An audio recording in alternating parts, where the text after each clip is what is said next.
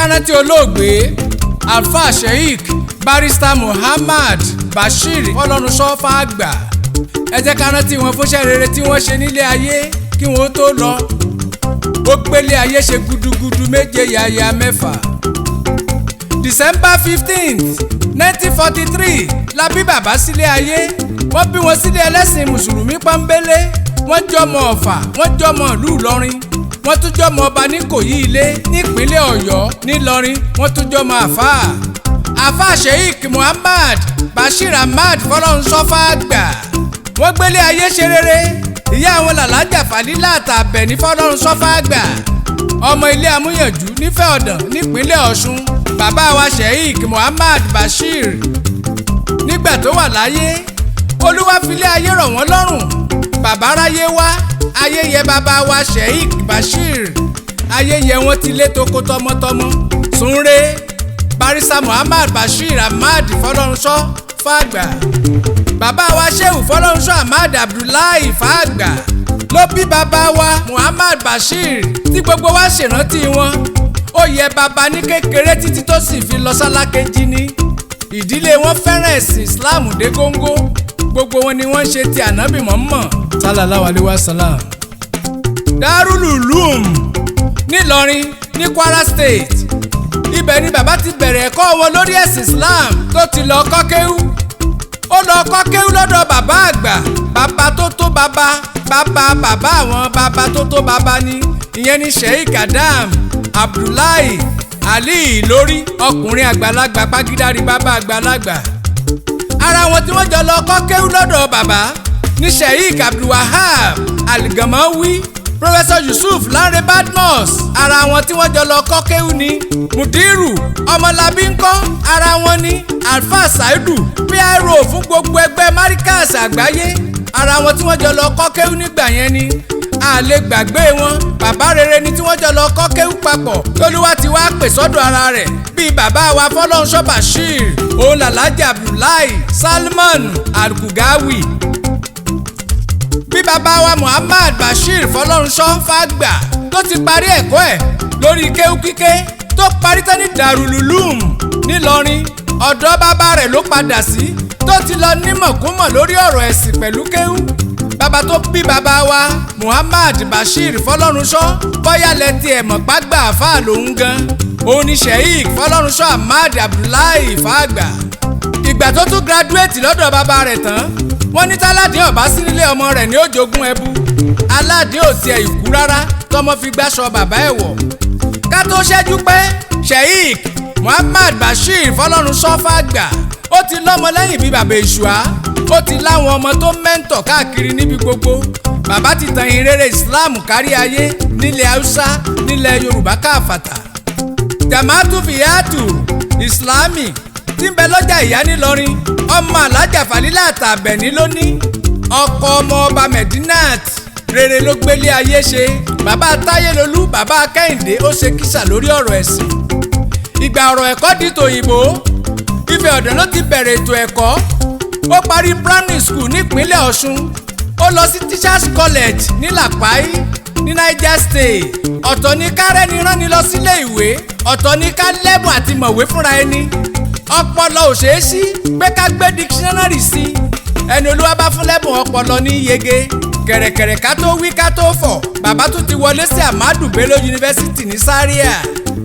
Kámánkóbó ló gba dípúlọ́mà lórí òfin ṣàríà àti gbogbo òfin àpapọ̀. bàbá wo páálí tó gbà, ó rí i pé kò tí ì pé tó, ló bá padà sọ́gbà àbú láti parí ìwé òfin. LLB ló gbà kó tún tó wá lọ sí law school létí ọ̀sà. ṣíṣetán tó ṣetán ní law school lẹ́kọ̀ọ́ ni wọ́n pe bàbá sórí àga àgbẹ́jọ́ ní 1991 làwọn Council of Legal Education call him to the Nigerian bar. iléeṣẹ́ Kúnlé Sulaiman & Co nílọrin ló ti bẹ̀rẹ̀. Kúnlé Sulaiman law firm ló ti ṣiṣẹ́ òfin àtàròyé tó fi dọ̀gá. Sheikh Barrister Muhammad Bashir Fọlọ́runṣọ́ Fágbà ó gbéra sọ, ó tún lọ ṣiṣẹ́ ní Sharia Court of Appeal nílọrin. kò pẹ́ ní Sharia Council of Appeal tó fi lọ dá iléeṣẹ́ tiẹ̀ sílẹ̀. Èkó ni bàbá lọ tó ti lọ gba ọ́fíìsì kan gbàjàmù sójú táyé BA Fọlọ́runṣọ́ àǹkó kì í bá ní ṣẹjọ́ kẹ́ni ọ̀hún jẹ̀bi ta ni lọ́ọ̀yà alátakò tó gbéná wojú Olúmọkò ní kóòtù. Barrister Sheikh Bashir Fọlọ́runṣọ́ òun ni wọ́n wá ránṣẹ́ sí pé kó wá gorí ìtẹ́ bàbá rẹ̀. Gbogbo ayé ló péjú lọ́jọ́ tí wọ́n ń wé ní láwàní òdodo. Òun lẹni àkọ́kọ́ tó joyè gẹ́gẹ́ bí àrólé bàbá rẹ̀ t'Olúọba ti sàlẹ́sà. Alifat Làmọ́wí ni wọ́n fi dá a lọ́lá nígbà náà gẹ́gẹ́ bí àrólé bàbá rẹ̀. Ó ń ṣe bí bàbá rẹ̀ ti ń ṣe níjọ́hun. Ó ń tọ́jú ẹbí, ó ń tọ́jú ará tilé toko, àtaya àtọmọ. Gbogbo ayé káàfàtà ni bàbá kó mọ́ra. Ó ṣe ni láàánú wípé ọlọ́dún méjì nípò. Kí bàbá ó tó kú, òun ni National Legal Adviser fáwọn Arewa Youth Consultative Forum. Barrister Sheikh Muhammad Bashir Fọlọ́runṣọ́ fàgbà òun ló lọ ṣojú wọn ní kọ́ńfàbù àkọ́kọ́ tí wọ́n ṣe. Ṣé ẹ rántí àbẹ́ ẹ rántí péjọba Nàìjíríà wọ́n ṣe kọ́ńfàbù nígbà yẹn tí wọ́n pe gbogbo ará ilé ará oko.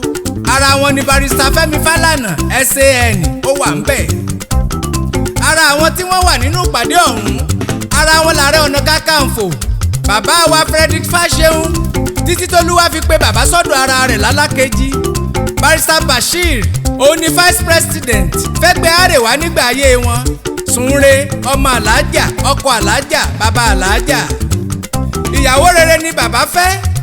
Ìyàwó rere wọn wá láti ìdílé ọlọ́lá. Ọmọ ọba làlájà Medinat Ọlátúndùn Fọlọ́runṣọ́ fàgbà. Aya tó dúró tọkọ gbẹ́ngbẹ́ng ní ilé mọ́mọ́ lọ́ṣọ̀ọ́ nílọrin Àfọ̀njá ni wọ́n ti lọ fẹ́ màmá wálé. Wọ́n dáa púpọ̀ níran wọn. Ẹ wo bólúwa ti ń ṣọlá èjìrẹ́ òrìlà ọba ọmọ. Àwọn ni màmá wa Medina ti fi ṣàkọ́bí Táyélolú òun jọkùnrin ọmọ Kẹ́hìndé obìnrin lòun jẹ́ wọ́n jọ́ ọmọ oníwà tútù. Àrólé ọmọ di lọ́ọ̀yà ọmọ Kẹ́hìndé di lọ́ọ̀yà. Gbogbo ọmọ màmá ni wọ́n yàn tí wọ́n yanjú pérégedé.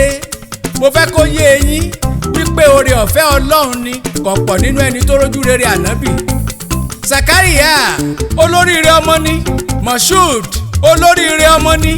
Isaac ọmọ alálùbáríkà ló jẹ́. Mahmood Salamat pẹ̀lú Ahmad wọ́n jẹ́ ọmọ tó ṣe é fi yangàn láwùjọ. Mo bá màmá àti bàbá dúpẹ́ wọ́n rójú rere ànábì Muhammad sallallahu alayhi wa sallam. Mo fẹ́ kẹ́ ẹ rántí o ìgbà tí wọ́n fẹ́ dẹ́gbẹ́ NASFAT pẹ̀lú Korib sílẹ̀ lórílẹ̀‐èdè Nàìjíríà yìí wọ́n tọ̀ Barrister Muhammad Bashir lọ ní. Sheikh Bashir ló fún wọn nímọ̀ràn bí wọ́n ṣe lè rìn lórí ètò. Bó tilẹ̀ jẹ́ pé wọn ò pẹ́ lórí àpèrè bàbá wọn ètò ìwúrí ló ṣe lóríṣiríṣi fáwọn ọ̀dọ́. Gbogbo arúgbó ni wọ́n rántí rẹ̀ nílọrin. Kò sẹ́ni tó lè gbàgbé ajá tó mú ṣánṣán tó fẹ̀yìn podidi ẹfọ̀n nínú igbó. Ta ló lè gbàgbé Alifat Làmọ́wí àkọ́kọ́ ó ṣe ju bàbá rẹ̀ nípò. Barrister agbẹjọ́rò tó mú ṣánṣán akọ níwájú adájọ́. Sheikh Muhammad Bashir Ahmad Fọlọ́runṣọ́ fàgbà. Islamic Conference ìpàdé àpapọ̀ ẹgbẹ́ mùsùlùmí káàkiri àgbáyé ló lọ ní orílẹ̀-èdè Burkina Faso tí kú dé. Ìpàdé ọ̀hún ló wà tọ́lọ́jọ́ dé. Ó sin àlà ọgbẹ́ sìgá títí tọ́lọ́jọ́ fi mú baba lọ ní. Ọmọlẹ́yìn ànábì ló jẹ́ títí tó fi wọ sàré. Súnre Barrister Sheikh Muhammad Bashir Fọlọ́runṣọ́ òpómúléró ni ọ́ nílọrin Àfọ̀njá nílé ẹnu dùjúyọ̀ tí ń jẹ́ mọ́ríléwá ọmọ akéwú gbẹrú ọmọ akéwú gbọrẹ. Ìlú tóbi tó yìí kò léegun ẹ̀sìn léegun wọn ọkọ lóró bẹ̀. Ọmọ àfikálàmù dáwọn lẹ́kùn àríṣe kánndúkándú. Sheikh Muhammad Bashir Fọlọ́runṣọ́ gúdú kan ọmọ gúdú kan ọmọ adira oko bí ẹni rogun. Ìlọrin mọ́ banja ń wọ̀n lẹ́sìn wọ̀n lọ́kọ̀.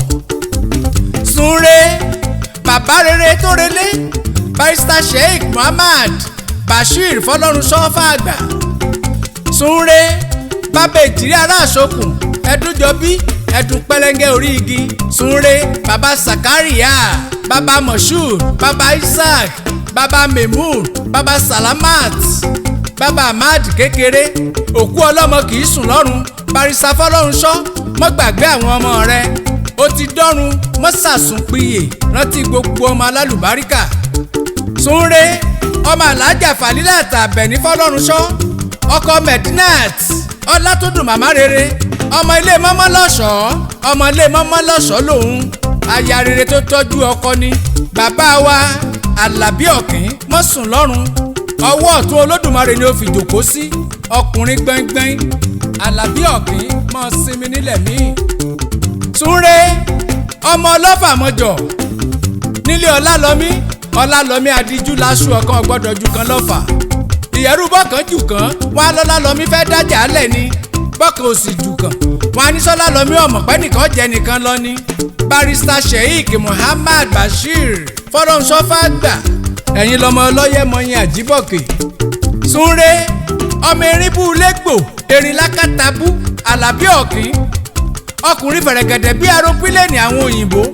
òṣùpá ni bàbá láàrin mùsùlùmí, ọkùnrin jọlọjọlọ bí rélùwéè. akọníwájú adájọ́ yàgbó yàjù bí Ọ̀ṣun Òṣogbo. Sheikh tí fawọ ẹkùn kírun ìmọ̀nàmọ́ná sojú ọ̀run mọ̀ró bàbá àbèjì.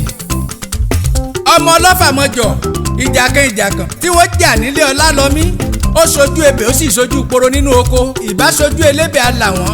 Ọlálọ́mí ní bó pẹ́ títí ogun ọba ní kó wọn róró. ìjàkadì kátàkìtì lóru Ọ̀fà. òyì kìtìkìtì ló kó òyì kìtìkìtì létí ebè. ẹ mọ́ kọlù mí lọ́fà ń ọ̀bá torogún wá. ọmọ òjìlóru kẹbẹbẹ ọbẹ̀ rírí lókùnkùn. Alukuran ni mo mọ̀ mọ́ wọn nílọrin, wọn kì í gbégún. Ìlọrin Àfọ̀njá, Ìlọrin Gèrè Álímì, àwa ọ̀ṣẹ́bọ, Ìlọrin Òṣòòṣà. mo kí gbogbo ọmọ pátápátá o. èjìrẹ́ ará àṣokùn Ẹdúnjọbí bùnmi kí n bá ọ̀rẹ́ lẹ́kì mi kí n padà lẹ́yìn ọmọ ọ̀jà làjà bíbí ire. ọ̀bẹ́kìtì bẹ́kẹ́tẹ́ ó wọlé alákìísà ó sọ wọ́n donígbà aṣọ. ọmọ ẹ̀dùn bẹ́lẹ́ngẹ́ orí igi Ẹdúnjọbí àràbádún gbàmù lẹ́gàn. àlùjánnà onídẹ̀ra là ń tọrọ fún bàbá, kọ́lọ́wọ́n dárí àìṣedéédé wọn jì wọ́n. iwájú tó lọ kò ní bàjẹ́, ẹ̀yìn tí wọ́n fi sílẹ̀ ò ní bàjẹ́. abẹ́ Ọlọ́run jẹ́ kí wọ́n máa gbé lọ títí ayé lálùjánnà rere. Súnré Àlàbí Ọ̀kín ọmọ Sheikh Ahmad Abdullahi Fọlọ́runṣọ́fàgbà.